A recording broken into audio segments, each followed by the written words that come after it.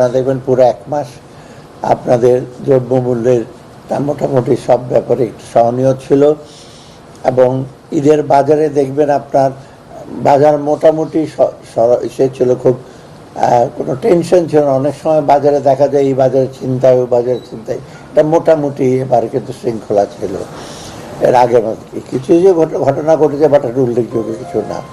আর সবচেয়ে বড় হলো ঈদের যাত্রাটা, একটা হলো বড় একটু বন্ধ ছিল গেছে, তাছাড়াও কিন্তু রেল সেটা সব মোটামুটি কিন্তু মনিটর করে। আপনারা দেখবেন সব ইভেন মন্ত্রীরা এবং বিভিন্ন অফিসিয়ালরা, ইভেন ডিস্ট্রিক্ট লেভেলে ডিসি ট্রেনও তারাও কিন্তু মনিটর করেছে, বাজার মনিটর করেছে, যাত্রীদের সেবা।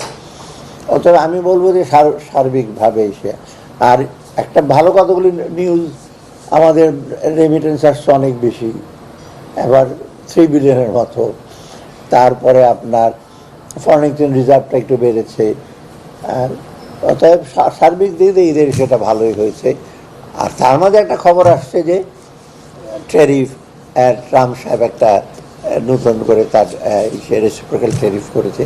এটা মূলত তার ডেফিসিট প্রচুর, ওই ডেফিসিটটা কীভাবে কাভার করা যায় একটা গাণিতিক হিসাবে সে করেছে। কিন্তু এটা যে একটা ইমপ্লিমেন্ট করবে, কীভাবে করবে, এটা নিয়ে যথেষ্ট প্রশ্ন আছে। অতএব তার দিক থেকে সে করেছে, এটা একটা গাণিতিক। যেমন বাংলাদেশের 6.2 বিলিয়ন আমাদের ডেফিসিট, মানে আমরা 8 ওরা আমরা এক্সপোর্ট করি 8.4, ওরা ইম্পোর্ট করে 6.2, অথবা 6.2 ওদের ডেফিসিট। তো ওরা সোজা ভাগ দিয়ে বলছে 74% ডেফিসিট। এটা একটা গাণিতিক হিসাব। তো এটা আমরা দেখব। আমাদের যে খুব একেবারে দারুণভাবে চিন্তিত হওয়ার তেমন কিছু কারণ নাই, সেটা কিন্তু আমরা খুব দ্রুত কোনো নিজার্ক রিয়েকশন দিইনি। আমরা দেখবো আমাদের ট্যারিফ স্ট্রাকচার কী, আমাদের এক্সপোর্ট ডাইভার্সিফিকেশন কীভাবে করা যায়, এই জিনিসগুলো আর কি।